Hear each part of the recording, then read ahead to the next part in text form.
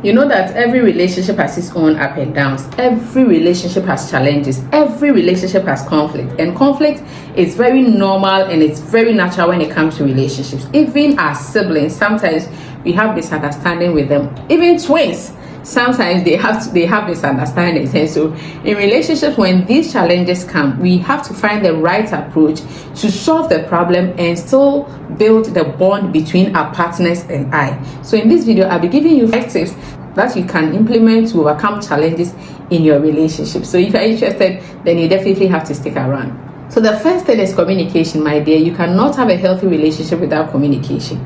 Communication is the key of every relationship. It means that you should be open and you should be honest. Whatever the problem is, you can talk about it. There is a saying in my language that there is nothing in this world that we don't use our mouth to say. Everything we can talk about. And so whatever the problem is, I think that you and your partner should sit down, be open, be honest, tell him or her whatever is bothering you. And then you also have to be ready to listen to your partner, because you are not always right. And so sometimes after saying everything that you have to say, please give your partner an active listening ear. Listen to him or her. Listen to comprehend. Don't just listen to listen.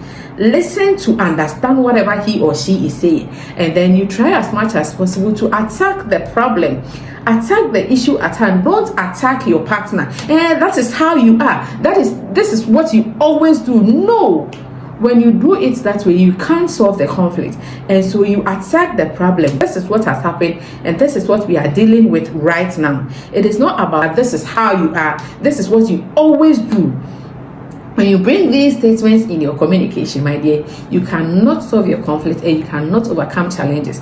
The next thing is compromise. Yes, sometimes you have to meet in the middle. It is not always about you. Yes, I know that you have to have your standards and your values, and I am not telling you to lower your standards and your values, but I am telling you that sometimes you have to be flexible. Me, this is how I am. This is how I do my things. And so I am not ready to bend my rules. I am not ready to meet you in the middle. Like, this is how I am. But when you insist that this is how you are, and the other partner also insists that, okay, me too, this is how I am, do you think this relationship thing is going to work?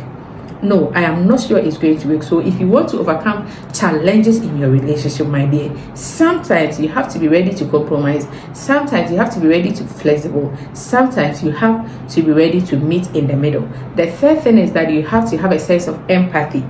Empathy is when you put yourself in the other person's shoe. I always say that men and women, we are two different beings. And so if you're a lady, don't expect your man to think as you. If you're a man, don't always expect your lady to think as you. Always try to see the thing from the other person's perspective. Okay, if the tables were to turn, if I am the man, if I were to be the lady, what would I have done? How would I have perceived this thing? How would I have felt about this whole thing? And this thing is something that really helped me at the beginning of my relationship.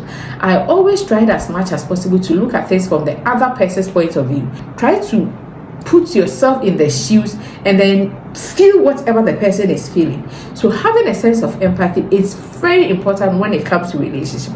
The next thing is that if you need to seek help, please seek help.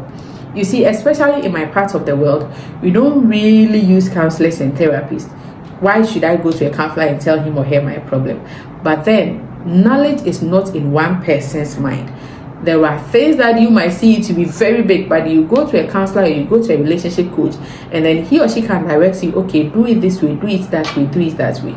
And then with the direction and the coaching the person will give both of you, you realize that, so this thing was so small that we could have approached it this way, and then we have done everything in our possible best and it's not working between us.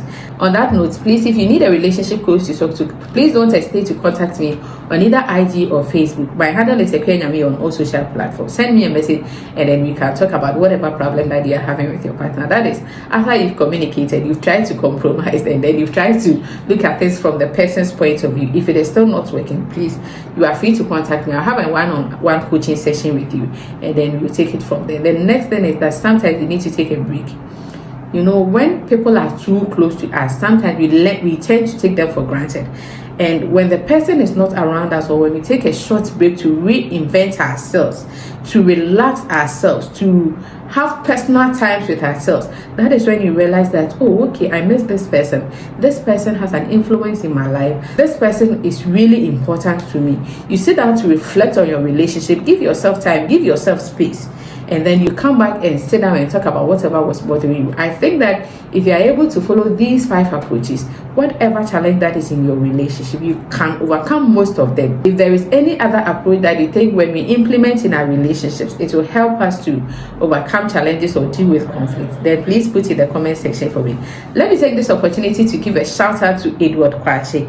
Edward Kwache is one of my returning viewers. Every video I post, I see him watching and I see him commenting. Sweetheart, thank you so much for the support. I see you every time and I appreciate you.